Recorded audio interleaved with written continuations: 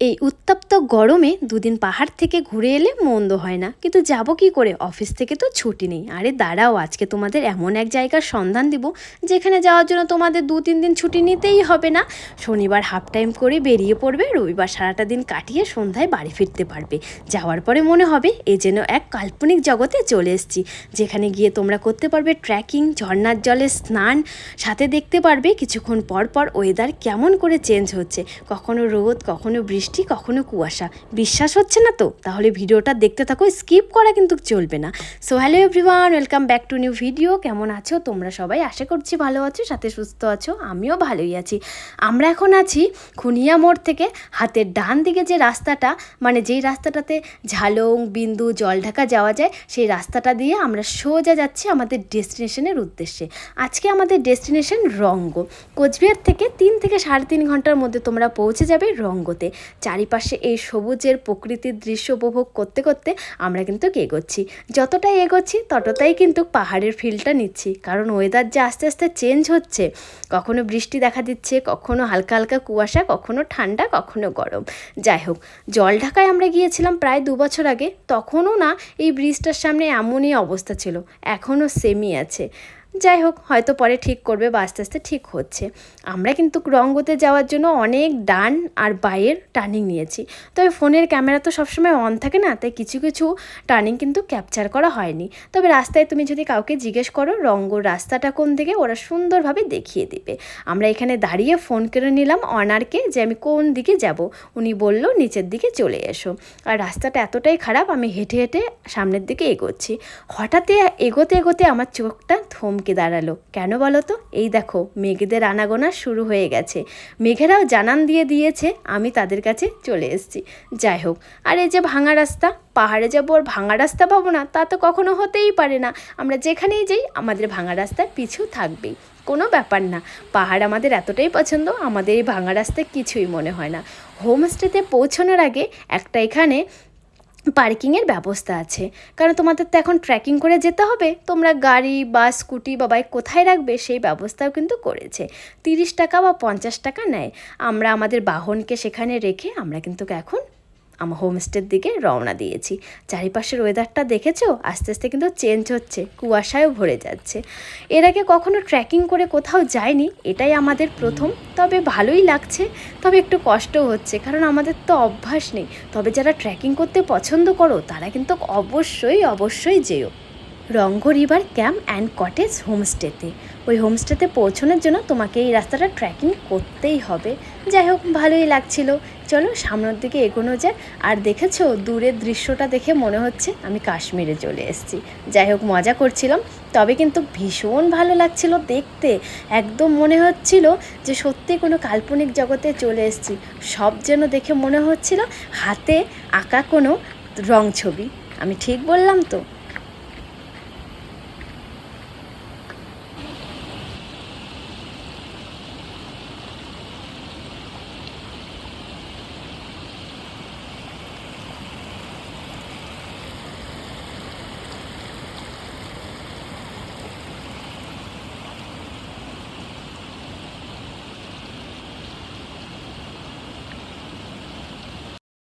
চলো, আমরা কিন্তু আমাদের হোমস্টেতে চলে এসেছি। আর আসার সাথে সাথেই তো মনটা খুশি হয়ে গেল চারিদিকে এই ঝর্ণাটা দেখে। ওয়াও, কি সুন্দর লাগছে! আর উপরে দেখছি ওই যে কটেজটা, ওই কটেজটাতেই কিন্তু আজকে আমাদের ঠিকানা। যাই হোক, কটেজটাতে যাওয়ার জন্য নদীর উপরে এরকম ছোট ছোট কিছু ব্রিজ করা আছে, সেটা পার করে সিঁড়ি বেয়ে তারপরে কিন্তু উপরে যেতে হবে। হোমস্টেটাও বেশ সুন্দর, এখানে এসেও কিন্তু রুমে যাওয়ার জন্য ট্রেকিং করতে হবে। যাই হোক, চলো তাহলে রুমে যাওয়া যাক আর দেখা যাক রুমের ভেতরটা কেমন আর রুম থেকে ভিউটা কেমন লাগে। চলো তোমাদেরকেও দেখাচ্ছি। এই হচ্ছে আজকের রুম। এই রুমটার একটা নাম আছে, তবে এখন না মনে পড়ছে না কেন জানি। আর রুমের সামনে ছোট্ট একটা বেলকনির মতন করা, আর বেলকনির থেকে ভিউটা জাস্ট এরকম। দেখেছো, সামনে একটা এ শেপের কটেজ আছে, ওটা ফার্স্টে নেওয়ার কথা ছিল, একটু প্রবলেমের জন্য ওটা নেওয়া হয়নি। যাই হোক, এই হচ্ছে রুমের ভিতর।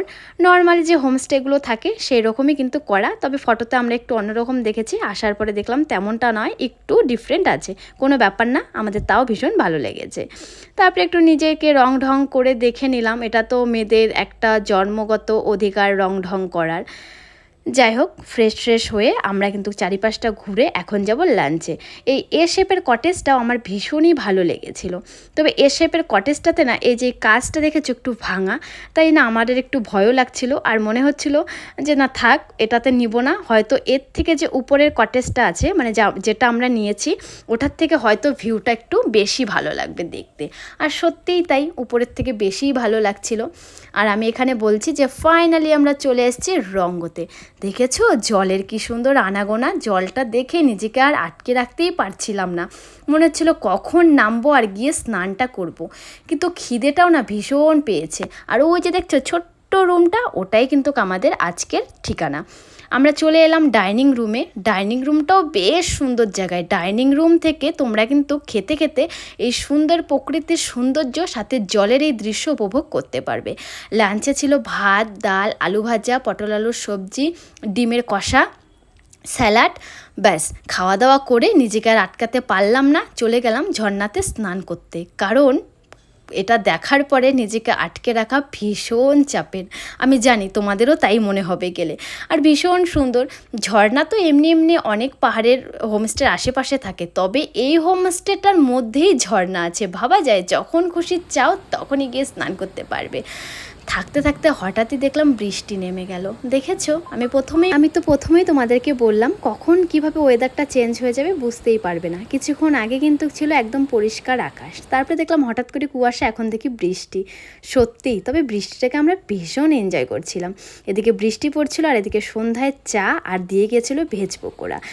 হাতে চা আর ভেজ পকোড়া সাথে এই বৃষ্টি, কেমন সুন্দর একটা কম্বিনেশন হয় বলো তোমরা। যাই হোক, দেখতে দেখতে কিন্তু সন্ধ্যা লেগে গেল। আর সন্ধ্যা লাগার সাথে সাথেই দেখেছো হোমস্টের চারিপাশটা অপূর্ব সুন্দরভাবে সেজে উঠেছিল। আমরা যেহেতু একদম অনেকটা উপরেই ছিলাম, আর আমাদের রুমের সামনে যেমন ছোট্ট একটা বেলকুনি ছিল, ওই বেলকুনির থেকে কিন্তু সুন্দরভাবে আমরা উপভোগ করছিলাম। তারপরে একটু নিচে নেমে এসেছি আর চারিপাশটা ঘুরে ঘুরে দেখছিলাম। আর রাতে জলের দৃশ্যটা জাস্ট ওয়াও লাগছিল।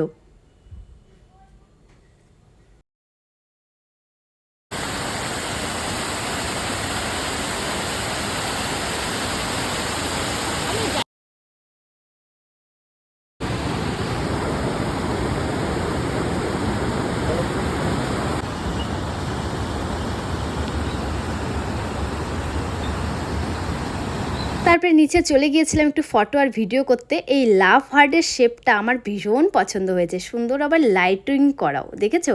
আর এদিকে দেখেছো জলের সেই উথাল পাথাল, মানে জল নিজের মতন করে ছুটে চলেছে। তার কিছুক্ষণ আগে যেহেতু হালকা একটু বৃষ্টি হয়েছে, তাই কিন্তু জলের স্রোতটা আরও বেড়ে গিয়েছে। আর এদিকে দেখো দেখতে দেখতে হঠাৎই সব কিছু কুয়াশায় ঢেকে গেল। এত ঘন কুয়াশা, তেমনভাবে কিছু দেখাই যাচ্ছিল না, তবে বেশ ভালো লাগছিল।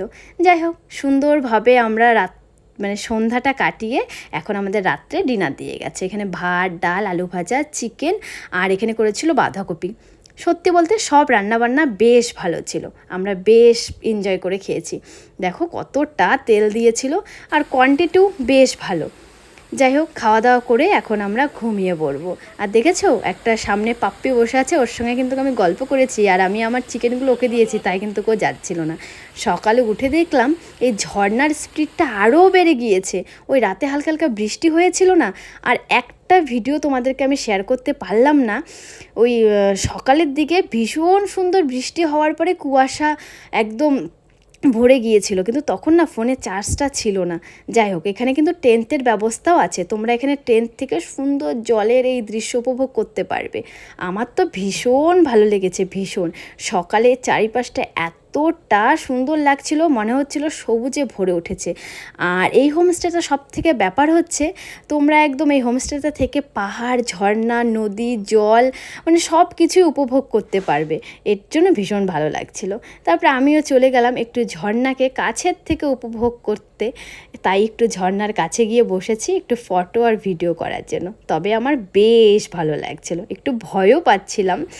আর এখানেই কিন্তু লেখা আছে আই লাভ রঙ্গ, তবে ওখানে একটা টেন্ট রাখা আছে, তাই ওখানে গিয়ে আর ফটো ভিডিওটা করে ওঠা হয়নি। যাই হোক, সকাল সকাল আবার দিয়ে গেল দার্জিলিং চা। প্রথমেই বলেছিলাম দুধ চা দিতে, কিন্তু ওরা বলে ভুলে গেছিলো। যাই হোক, এই লাল চাটাই খাই, যদিও পছন্দ না। তারপর আমাদের ব্রেকফাস্টে দিয়েছিল ডিম সেদ্ধ আর ম্যাগি। এছাড়াও ব্রেকফাস্টে কিন্তু ওরা দেয় রুটি আর আলুর সবজি। যেহেতু আমাদেরও সময় ছিল না আর ওরাও ব্যস্ততার মাঝে ছিল, তাই কিন্তু আমাদের লাস্টে রুটি আর সবজিটা চেঞ্জ করে ম্যাগি দিয়েছে। তো ভিডিওটা কেমন লাগলো অবশ্যই কমেন্ট বক্সে কমেন্ট করে জানিও। ভালো লাগলে লাইক কমেন্ট করতে একদম ভুলো না। তোমাদেরও কাল্পনিক জগৎ মনে হয়েছিল তো? তাহলে দেরি না করে চলে যাও রঙ্গতে।